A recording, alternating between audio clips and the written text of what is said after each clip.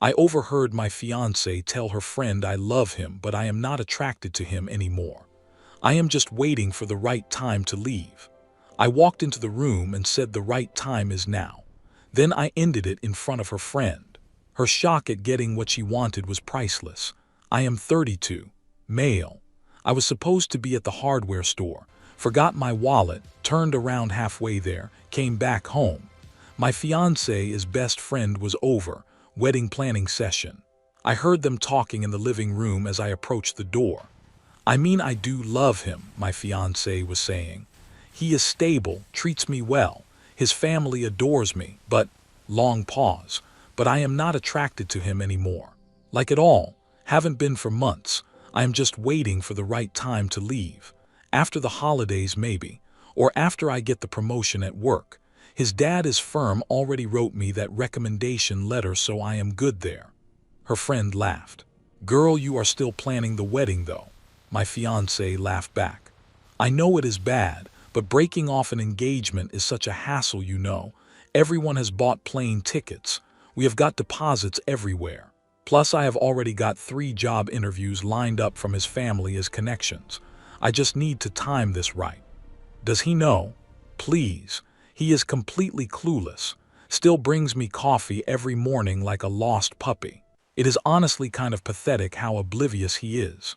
They both laughed. I opened the door, walked straight into the living room. They jumped. My fiancé's face went completely white. Hey babe, I thought you were.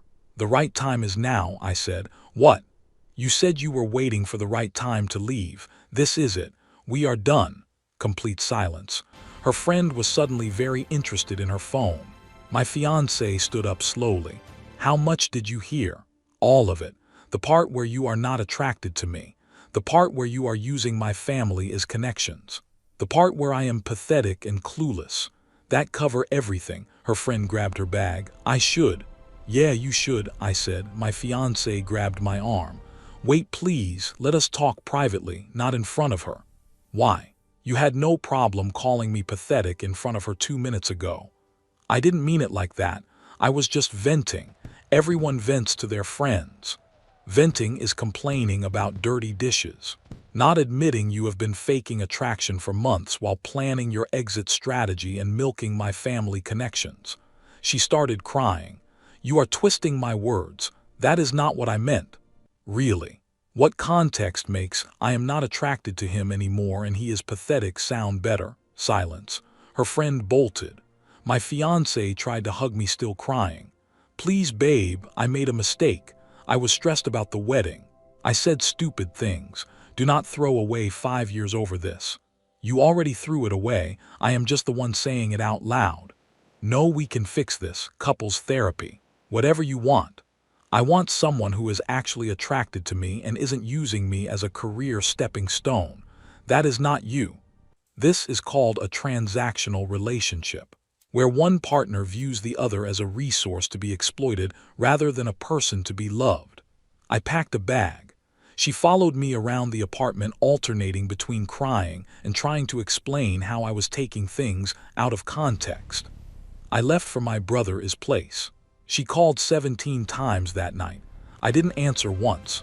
Update 1. The ambush. Went back to the apartment a few days later to get more stuff. My fiancée was there with her mom and sister. Ambush intervention. Her mom started immediately. Honey, let us all sit down and discuss this like adults. Nothing to discuss. Her sister chimed in. You are seriously going to throw away 5 years because she had one private conversation with her friend. One private conversation where she admitted she is not attracted to me and is using my family for job connections while planning to leave. Yeah, pretty much. My fiancé looked rough, crying again. Babe, please, I have thought about nothing else. I was wrong, so wrong. I do love you. I am attracted to you. I was just having wedding jitters and expressed it horribly. Her mom nodded. Wedding stress, totally normal. I almost left her father twice before our wedding. Did you tell your friends he was pathetic and you were using him for his family as connections? Uncomfortable silence. Her sister tried again. People say things they do not mean when stressed. The wedding planning has been intense. She wasn't stressed about wedding planning, I said. She was planning when to dump me after maximizing the benefits of staying engaged. My fiancé protested. That is not true. I swear I wasn't planning anything. I was just spiraling, having intrusive thoughts. Your exact words were, I am waiting for the right time to leave after you get your promotion and milk more connections. Those aren't intrusive thoughts. That is a plan. Her mom's face hardened. You are being incredibly cruel right now. My daughter has been nothing but devoted to you. Devoted to my family as connections. Yeah, her sister stood up. You know what? Maybe she dodged a bullet.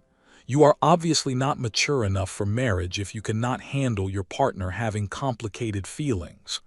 Complicated feelings like laughing while calling me pathetic. My fiancé sobbed louder. Stop, Mom, you are making it worse. But her mom was rolling. You will regret this. She is beautiful, successful, comes from a good family. You think you will find better. I will find honest. That is better. I grabbed my stuff.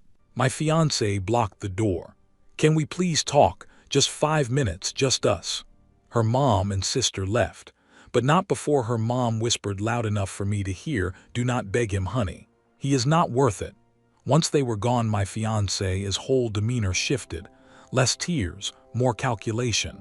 Okay, let us be realistic. 5 years together, we have a whole life built. Shared friends, shared apartment, combined everything. You really want to blow that up? This is the sunk cost fallacy, using the time already invested as a reason to stay in a bad situation. Yes. What about the wedding deposits?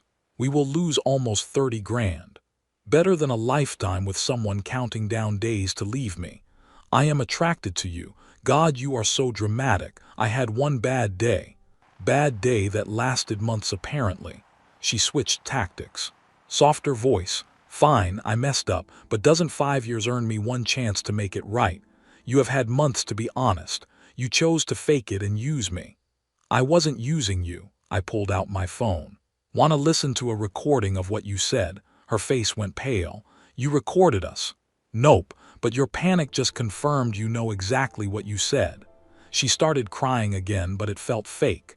You are being so mean. This isn't the man I fell in love with. And you are not the woman I thought you were, so we are even. I left with my stuff. She yelled after me about the wedding, our families, our future. Got a text later. Fine. You want to play games? Game on, hope you are ready. Didn't respond. Update 2. The game started fast. First move. She told everyone I got cold feet and abandoned her right before the wedding. Poor victim story. Maximum sympathy. Her parents called my parents. My mom was crying, asking what happened. Had to explain everything. My mom went from sad to furious. My mom called her mom. That conversation was apparently nuclear.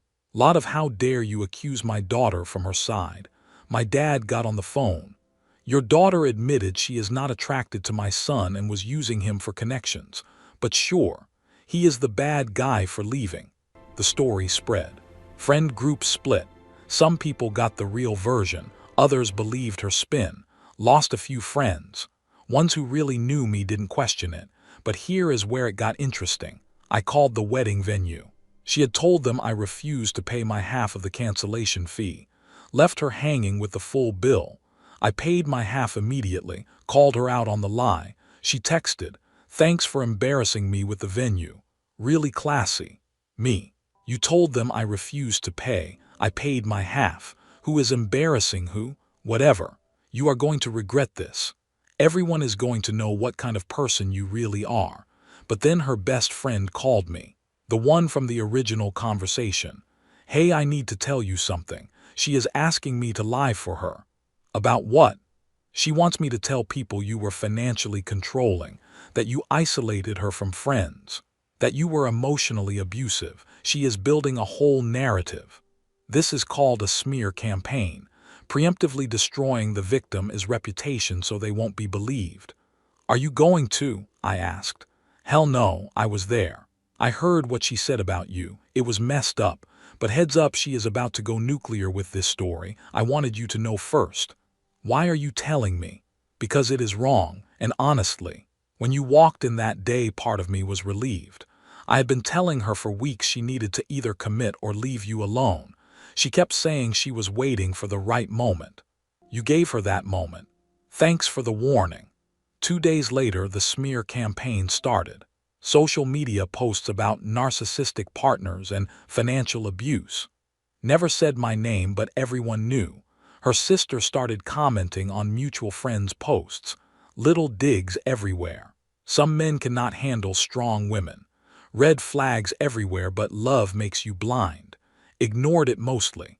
But then she escalated hard. The landlord called. She told him she felt unsafe with my belongings in the apartment and wanted me removed from the lease immediately. Landlord knew both of us. Unless there is a police report or restraining order, I cannot remove you. You are both on the lease. I am staying at my brother is, I said.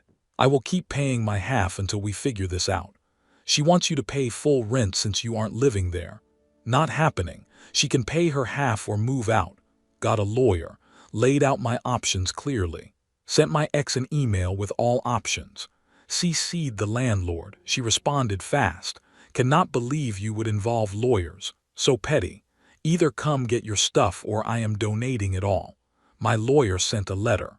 Removal or destruction of property would be illegal eviction and theft. Any interference would result in legal action. She backed down on that threat, but the dirty tricks kept coming. Got a call from HR at my job. Anonymous complaint. Alleged erratic behavior and misuse of company resources for personal legal matters. My boss knew me well. Dismissed the complaint after checking logs. Someone is trying to mess with you, he said. Yeah, my ex. Then came the really low blow. My mom called upset. My ex had reached out to her directly. Sent a long message about how I had changed and become controlling and cold, and how my mom should talk sense into me before I ruined both our lives. My mom wasn't having it. I told her she needed to stop contacting our family. What she said about you was unforgivable, and trying to manipulate me won't change that. But the message worked on my ex's side. Her family was now convinced I was some kind of villain. Her dad left me a voicemail about being a man and working through problems instead of running. Deleted it. Meanwhile, went to get my stuff from the apartment with my brother. Her mom was there waiting like a guard dog. You have nerve showing up. I am on the lease, getting my things. She is devastated, absolutely destroyed, and you just walk away like 5 years meant nothing. She walked away first. Emotionally checked out months ago, I just made it official. My brother stepped in. We are just here for his stuff, not debating the relationship. Near the end, my ex showed up. What are you doing? You told me to get my stuff. I am getting it. I didn't mean take everything. Taking what is mine, rest is yours. She started crying. How can you be so cold? We were supposed to get married. We were. Until I found out you were counting down to leaving me. Stop saying that. I wasn't planning to leave. You literally said, I am waiting for the right time to leave, and discussed timing it after getting more connections for my family. Try again. Her mom stepped between us. Enough, take your things and go. She followed us to the parking lot screaming about how I would regret this, how I was making a huge mistake. Got a text that night. Hope you are ready for what happens next. You have no idea who you are dealing with. Me dealing with someone who tried to use me. Pretty sure I know exactly who you are. If you think I was right to involve lawyers and record everything, hit the subscribe button. We talk about self-protection and boundaries here on Story Sparks. Update 3. The final blow. The final blow came from an unexpected place. My ex's big move was contacting my dad's law firm. She called the managing partner, someone she had met at a family dinner, and asked for a consultation about her controlling ex-fiancé who stole her property and kicked her out. The managing partner called my dad. They had a good laugh. Your son's ex just tried to get free legal advice by playing victim. Thought you should know. My dad was done playing nice. Called her dad directly. Your daughter needs to stop. She tried to manipulate my firm. She has been harassing my son and she is spreading lies. This ends now or we involve lawyers officially. Her dad apparently lost it. yelled about how I had ruined his daughter's life. My dad. Your daughter destroyed her own engagement by admitting she wasn't attracted to him and was using our family for career benefits. We have multiple witnesses. Keep pushing and we will make sure everyone knows the real story. That shut him up. But my ex wasn't done. She tried one more play, filed a small claims case, wanted $8,000 for emotional distress and lost property value from furniture I had taken. My lawyer loved it. This is going to backfire spectacularly. Court day was beautiful. She showed up with her mom and sister all dressed up ready to perform. I brought receipts, literally purchased records for every piece of furniture I had taken, all in my name. Photos of serial numbers, text messages showing she demanded I remove my belongings. The judge listened to her sob story about how I had stolen her furniture and left her with nothing. Then my lawyer presented the evidence. Boom. Judge looked at my ex. Ma'am, this furniture was purchased and owned by the defendant before your relationship began. You have no claim to it. But we lived together. We shared everything. That does not transfer ownership. Case dismissed. Outside the courthouse, her mom started on me again. My lawyer shut it down. Any further harassment will result in a restraining order. This is your only warning. They left, her mom still ranting about injustice. But the real satisfaction came a week later. Remember how she had been using my family as connections for job interviews. 3 different companies. All contacts through my dad's firm. My dad's assistant accidentally CC'd the wrong email when responding to a colleague is question about references. The email detailed the broken engagement and why the recommendation letter was being withdrawn. Oops, all 3 companies suddenly went in a different direction with their hiring. The promotion at her current job, the one she was waiting for before leaving me. Her boss was a client of my dad's firm. They played golf together monthly.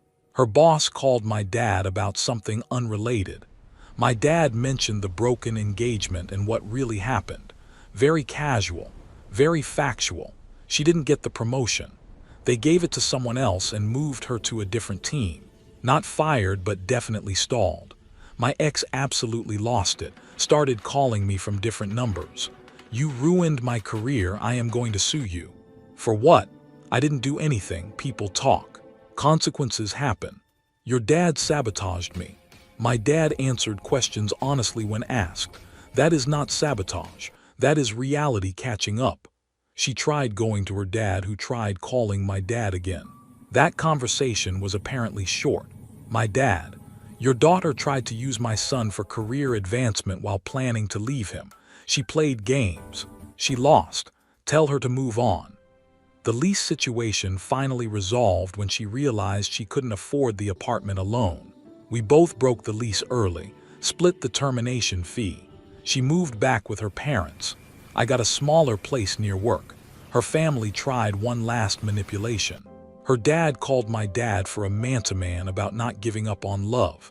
My dad, my son didn't give up on love. He gave up on a woman who was using him while planning her exit. There is a difference. That ended that. Got a final text from my ex a few weeks ago from yet another new number. I hope you are happy. You destroyed my career, turned everyone against me, and ruined my life. All because I had one moment of doubt. Hope karma gets you. Thought about responding. Then remembered she is the one who was planning to leave me after using my family as connections. She is the one who called me pathetic. She is the one who played games. Blocked the number. Her best friend reached out one last time. She has been telling people you are some kind of sociopath who destroyed her life on purpose. Just FYI. Let her talk. Anyone who knows me won't believe it. That is what I figured. She is pretty bitter. Apparently the job stuff really hit her hard. Actions have consequences. Fair, take care. Saw a mutual friend at the store recently. She looked awkward. Hey, I heard about everything. Just wanted to say I believe you. What she said to her friend was really awful. Thanks. She has been pretty vocal about blaming you for everything though. Her family is telling anyone who will listen that you are vindictive and cruel. They can tell whoever they want. Doesn't change what happened. Been a few months now, doing better. First few weeks sucked, second-guessed everything, replayed that conversation constantly. But then I would remember her laughing while calling me pathetic, planning her exit while I planned our future, using my family as connections while faking attraction to me. Cannot build a marriage on that. Started therapy. Therapist asked about regrets. Ending it. No, not seeing the signs sooner. Yeah, what signs? The distance. How she always had excuses for date nights, the lack of physical affection. I wrote it all off as stress.